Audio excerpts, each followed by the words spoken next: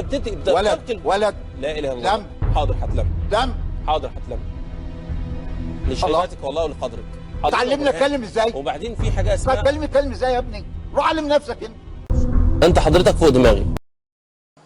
ثم ذكر رحمه الله تعالى أن من عواقب الذنوب وأضرارها الوخيمة أنها تورث الذل.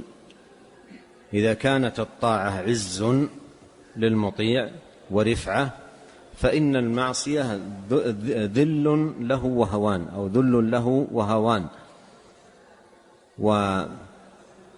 والعز في طاعة الله، مثل ما قال عمر بن الخطاب رضي الله عنه: نحن قوم أعزنا الله بالإسلام.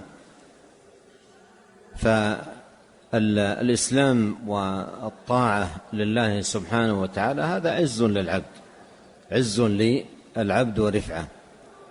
والمعصية ذل وهوان، والمعصية ذل وهوان. فمن أراد العزة لله، فمن أراد العزة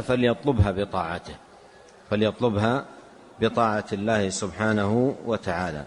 أبى الله إلا أن يذل من عصاه. نعم.